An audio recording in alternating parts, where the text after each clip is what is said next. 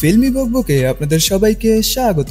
বকবক লিস্টে আজকে অ্যাড হতে যাচ্ছে 6 দিনে আয় করলো কোন মুভি কত টাকা এর একটা শর্ট আপডেটস, এবং এর সাথে থাকছে কোনো কারণ ছাড়াই কমছে তাণ্ডবের শো, রিজনটা কি সবটাই থাকছে ভিডিওতে। সো প্রথমেই আসি মুভি কালেকশনে। মুক্তির ষষ্ঠ দিনে তাণ্ডব সিনেমার কালেকশন কিছুটা বেড়েছে এবং যা হচ্ছে ৭৬,৮৫,০০০ টাকা। গতকাল মোট শো চলেছে ৮৫টি, এর মধ্যে স্টার সিনেপ্লেক্সের ৪৫টি শোর মধ্যে ৪৫টি ছিল হাউসফুল, লায়ন সিনেমাসে ১১টি শোর মধ্যে ৫টা ছিল হাউসফুল এবং ৩টা অলমোস্ট ফুল। মোট কথা ৮৫টি শোর মধ্যে গতকাল ৭৫টি শোই ছিল হাউসফুল এবং ৩টা অলমোস্ট ফুল। এখন যদি ৬ দিনের গ্রস কালেকশনের কথা বলি, তবে ৬ দিন শেষে তাণ্ডবের মোট মাল্টিপ্লেক্স গ্রস কালেকশন হলো ৪,১৪,০০,০০০ টাকা। এরই মাধ্যমে বছরের তৃতীয় সিনেমা হিসেবে তাণ্ডব এন্ট্রি নিল ৪ কোটির ক্লাবে। এবার আসি উৎসবের কাছে। মুক্তির ষষ্ঠ দিনে উৎসবের কালেকশন ১১,১৯,০০০ টাকা। তবুও না,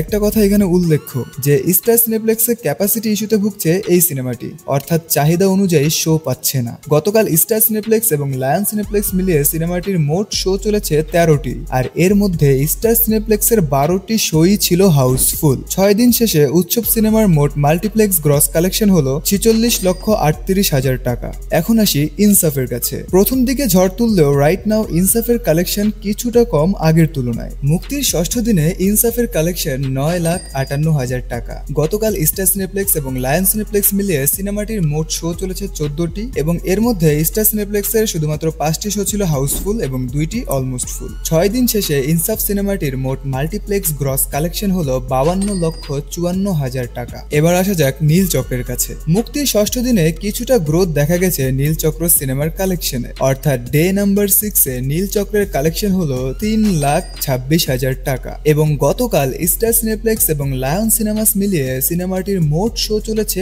৮টি, আর হতাশাজনকভাবে কোনো শো হাউসফুল যায়নি। ৬ দিন শেষে নীল চক্র সিনেমাটির মোট মাল্টিপ্লেক্স গ্রস কালেকশন হলো ১৫,৯৩,০০০ টাকা। এবার আসা যাক এশা মার্ডার কেসে। দেখুন, এই মুভিটা যথেষ্ট ভালো একটা মুভি। মুক্তির ষষ্ঠ দিনে এশা মার্ডার কর্মফল সিনেমার কালেকশন কিছুটা গ্রোথ এসেছে। গতকাল স্টার সিনেপ্লেক্সে সিনেমাটির মোট শো চলেছে ৬টি এবং কালেকশনের কথা যদি বলি, তবে ষষ্ঠ দিনে এসে এই মুভির কালেকশন ২,২৬,০০০ টাকা এবং কোনো শো হাউসফুল না গেলেও অকুপিয়েন্সি তুলনামূলক ভালো ছিল। ৬ দিন শেষে এশা মার্ডার কর্মফল মোট মাল্টিপ্লেক্স গ্রস কালেকশন হলো ৯,৪২,০০০ টাকা। অ্যান্ড ফাইনালি আসি টগরের কাছে। মুক্তির ষষ্ঠ দিনে টগর সিনেমার কালেকশনেও হিউজ ড্রপ দেখা গেছে।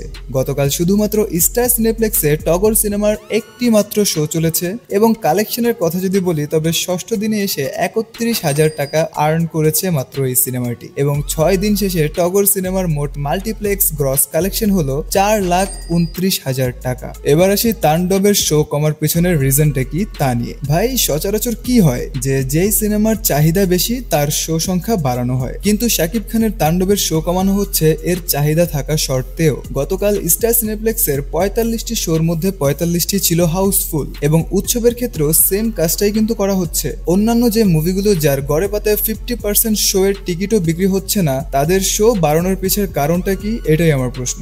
এখন আপনি বলতে পারেন, ভাই ওরা কি ব্যবসা করবে না? তাহলে ব্যবসা না, এখানে গেমটা হচ্ছে অন্যরকম, যাতে করে একটা সময় দেখা যাবে যে ভালো মুভিগুলো যত কালেকশন করার তার থেকেও কম করছে। যারা বুঝার আশা করি বুঝতে পারছেন। আর এই ব্যাপারটা সত্যিকার অর্থে আমার বোধগম্য নয় যে কেন করা হচ্ছে তাণ্ডবের শো কম। সো এই তো ছিল মুভি কালেকশনের সাথে আমার মন্তব্য। এখন আপনার মন্তব্যের অপেক্ষায় রইলাম। ধন্যবাদ, আলবিদা।